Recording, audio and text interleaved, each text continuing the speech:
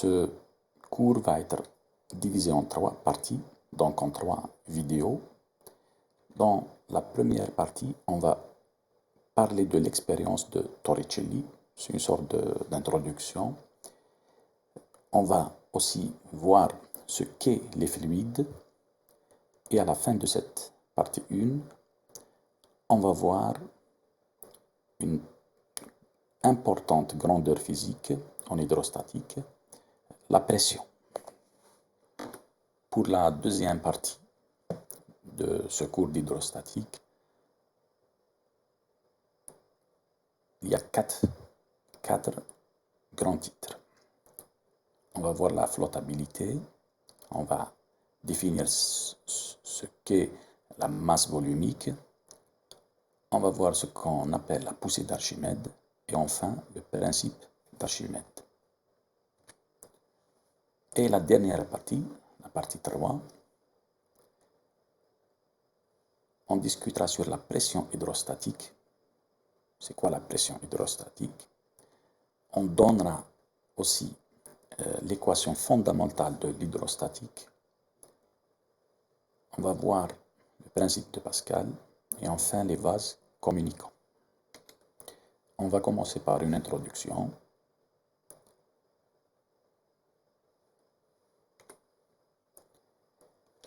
Est-ce que vous avez déjà posé la question ou un questionnement sur comment un tel volume composé de matériaux, des métaux, du bois, etc., peut flotter sur l'eau, donc les bateaux.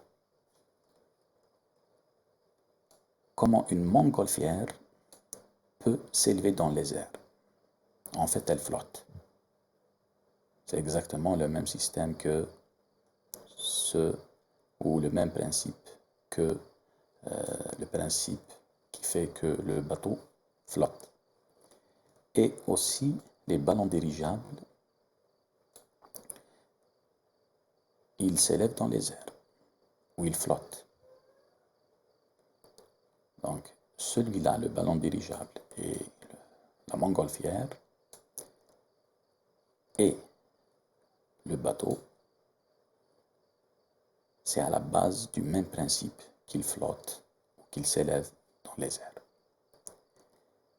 Et on va voir aussi ce qu'on appelle le principe de Pascal.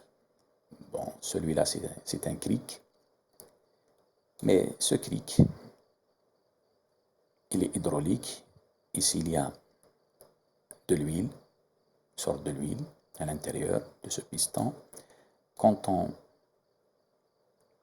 pousse ce levier, le cric, donc cette partie du cric monte ou descend. Elle utilise, ou cet outil utilise le principe de Pascal. La même chose pour ce type d'engin. Ils utilisent ici, il y a des pistons, des pistons avec des flexibles. Ils poussent de l'huile à l'intérieur, donc c'est une huile spéciale. Donc celui-là aussi, il utilise le principe de Pascal. Comme prélude au cours d'hydrostatique, nous allons voir les expériences menant à la découverte de la pression ou de la pression atmosphérique si vous voulez. On va commencer par l'expérience de Torricelli. Donc l'expérience de Torricelli, c'est une expérience très simple. Vous avez un récipient, celui-là, qu'on va remplir d'eau. On va mettre de l'eau et on va prendre un tube. Le tube, c'est celui-là. On va le mettre dans cette configuration. La partie où c'est ouvert, c'est dans l'eau, et la partie où c'est fermé, à l'air libre. On va essayer de créer du vide dans cette partie. Qu'est-ce qui va arriver? On observe que l'eau dans cette partie du récipient va monter. Elle monte jusqu'à une gradation donnée. Elle ne peut pas monter plus. Non. Ici, c'est du vide. Elle monte exactement, si nous sommes près de la surface de la mer, elle monte exactement à 10,13. Ce n'est pas 12 mètres, ce n'est pas 9 mètres, c'est 10,13 mètres. Donc 10,13 mètres, pour refaire cette expérience, il vous faut un tube. Donc il vous faut un tube de 12 mètres à peu près. Donc c'est une expérience assez qui prend de la place. Pour éviter ça, on utilise non pas de l'eau, on utilise du mercure. Pour le mercure, la même expérience. Donc nous avons un récipient. Donc ce récipient, on va mettre du mercure dedans. On va prendre un tube. La différence avec cette expérience, c'est que la hauteur ou la longueur du tube, elle est vraiment 10 fois moins, ou plus, donc 10 fois moins que le tube de la première expérience. Ici, le mercure va monter jusqu'à cette hauteur. Cette hauteur est égale à 76 cm ou 760 mm mercure. Donc, pourquoi le liquide monte dans les deux expériences? Pourquoi le liquide monte? À votre avis? La réponse est que la pression à l'extérieur, donc ici, donc la pression ici, à l'air libre, est plus grande à l'air libre est plus grande que la pression à l'intérieur du tube où il y a le vide. C'est pour cela que le liquide monte. La pression, ça veut dire à l'air libre, il y a une force qui s'exerce sur le liquide. Il le pousse, donc il le pousse à monter. Cette force, d'où vient cette force? La cause de cette force, c'est le poids de la masse d'air. Le poids de la masse d'air appuie ou exerce une force sur la surface libre de ce liquide. Quand elle exerce une force, bon, le poids c'est une force, quand elle exerce sur la surface libre du liquide, il monte à l'intérieur du tube parce que la pression, ou ici il y a de l'air, ici il n'y a pas de l'air, c'est du vide. Donc ici il y a une masse qui appuie, ici il n'y a pas de masse qui appuie. Vous pouvez consulter, il y a plusieurs vidéos, des centaines de vidéos sur l'expérience de Torricelli. J'ai choisi une, c'est une vidéo pédagogique que vous pouvez trouver sur YouTube. Je vous donne ce QR code, donc vous le scannez et il va vous rediriger directement sur l'expérience de Torricelli. Il y a aussi une autre expérience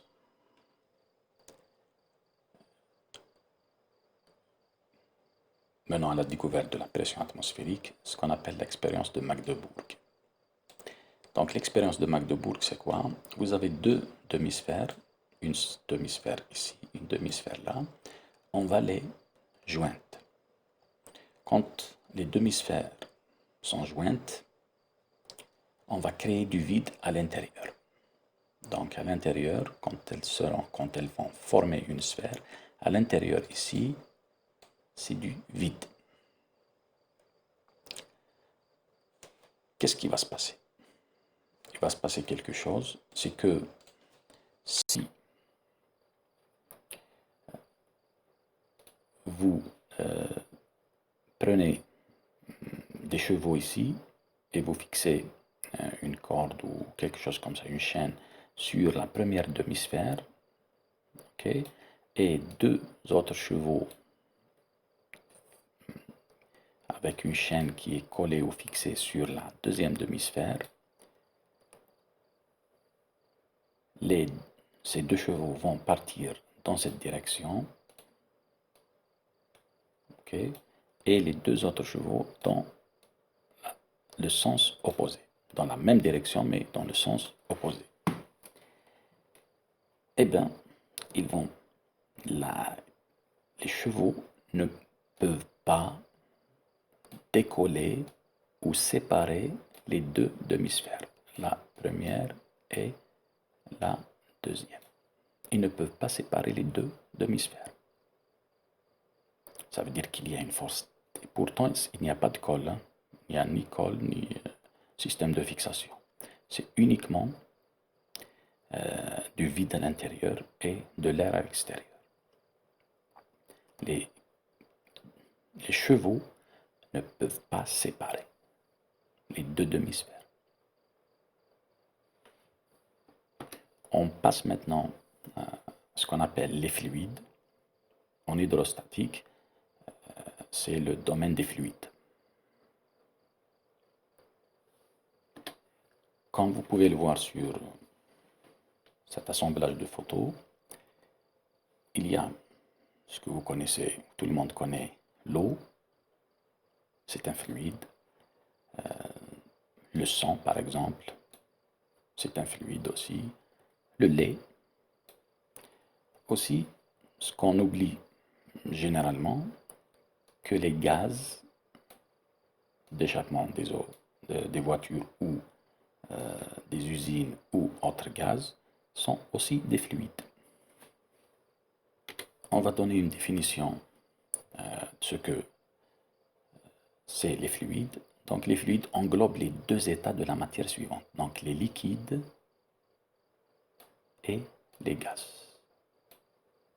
Donc les liquides et les gaz sont des fluides. On va donner une petite définition sur les liquides. C'est quoi? Les liquides dans le domaine de l'hydrostatique, bien sûr. Sont les substances, c'est des substances caractérisant par un volume propre. Donc les liquides ne changent pas de volume, ou vraiment un changement infime. Prenant la forme du récipient, ils n'ont pas de forme propre, qui les contient ou qui le contient. Les substances liquides sont incompressibles ou leur compressibilité est très faible. Très faible.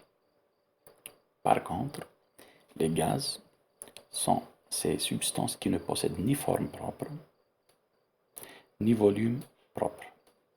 Ils n'ont pas de volume propre. À eux, ils n'ont pas de forme propre. Les substances gazeuses sont compressibles. Donc, les liquides ne sont pas compressibles ou faiblement compressibles, mais les gaz, ils sont compressibles.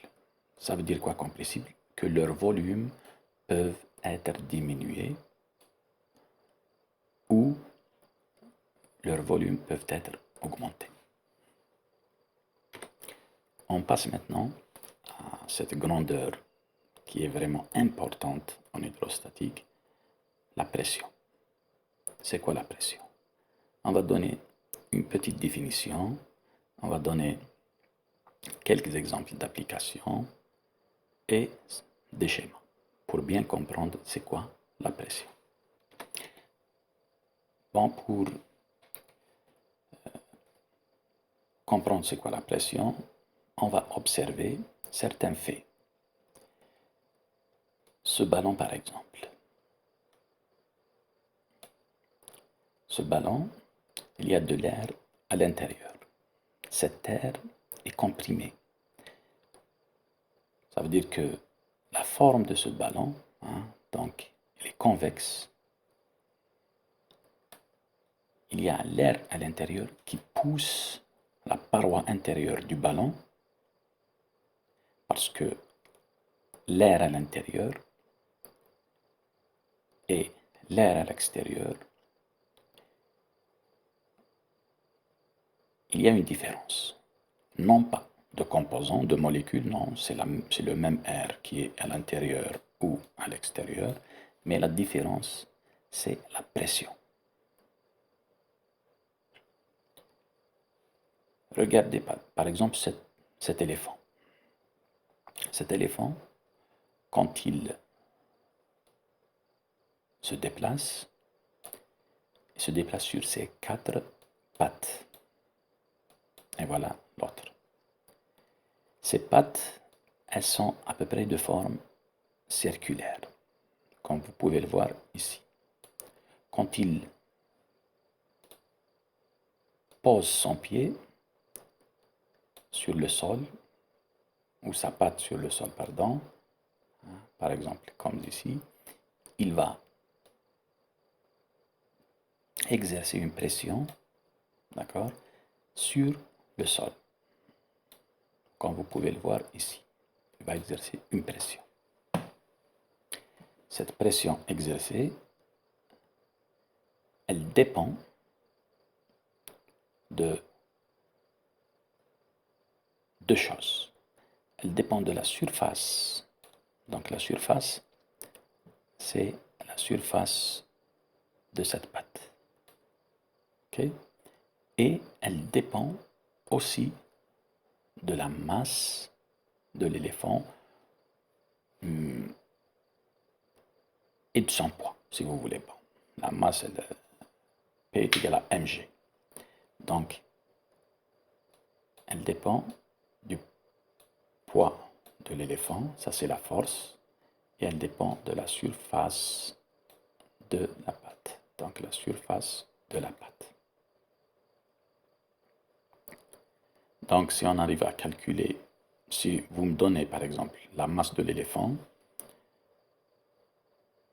et la surface de sa patte, pardon, je peux vous calculer la pression exercée par l'éléphant sur cette surface.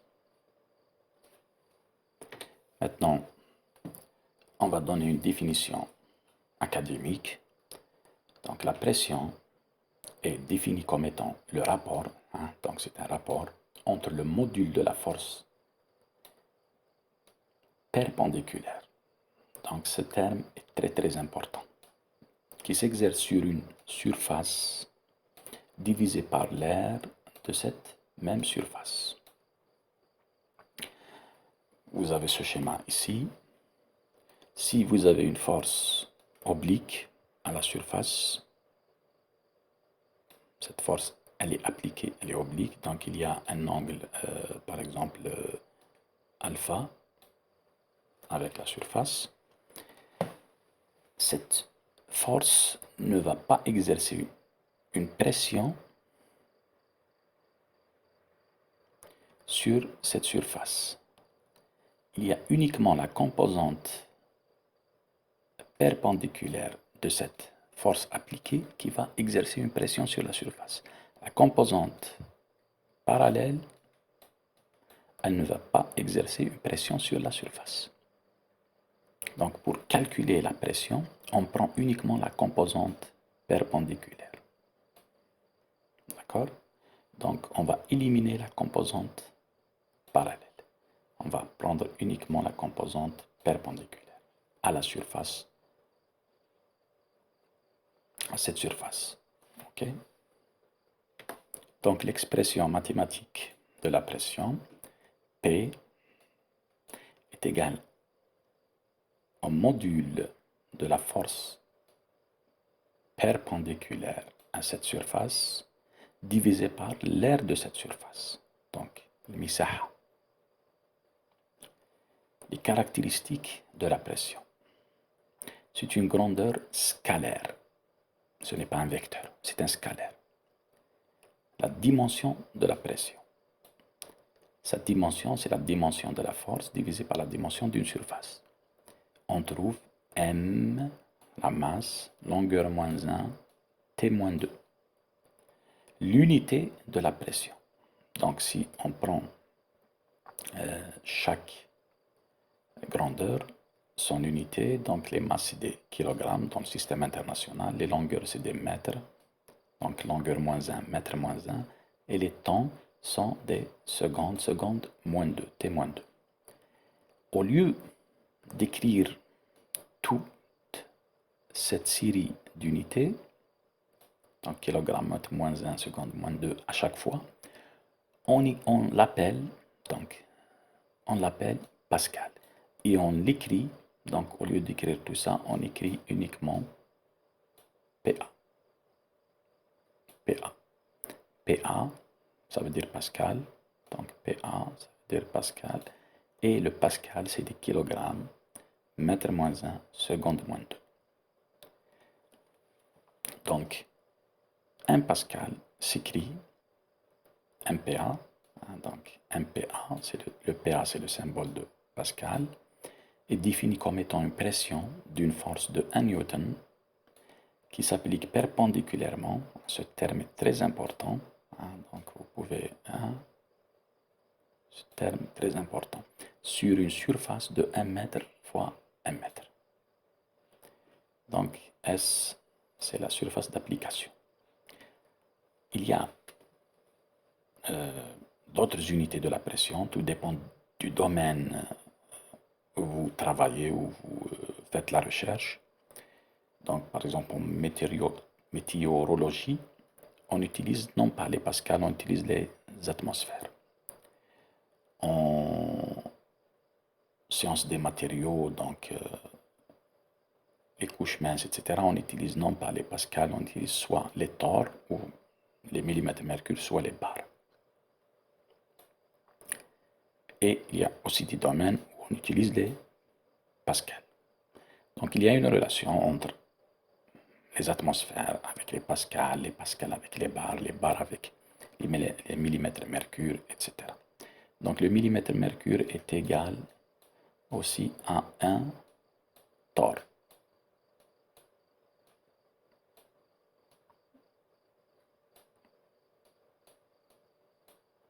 Donc 1 torr.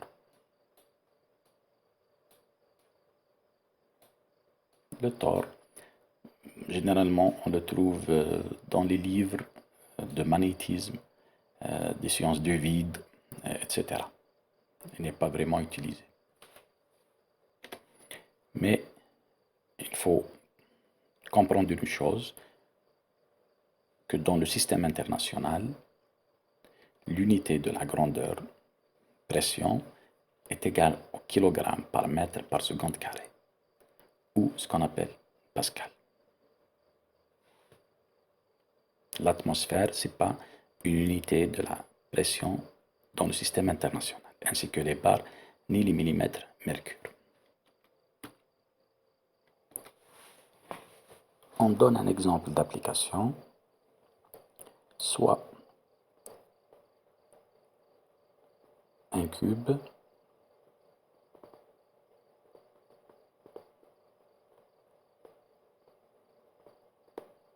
donc c'est un cube d'arête A est égal à 10 cm et sa masse est égale à 1 kg.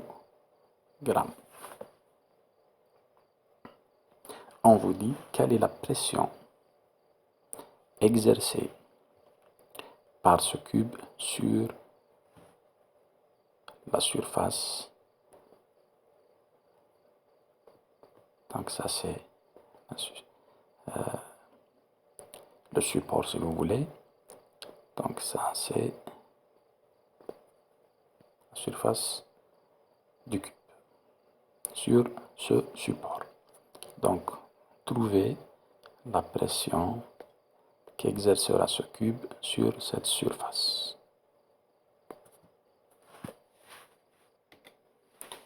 On a dit que par définition, la pression égale au module de la force, bien sûr, qui est perpendiculaire à la surface sur la valeur ou l'aire de cette surface. Ici, nous avons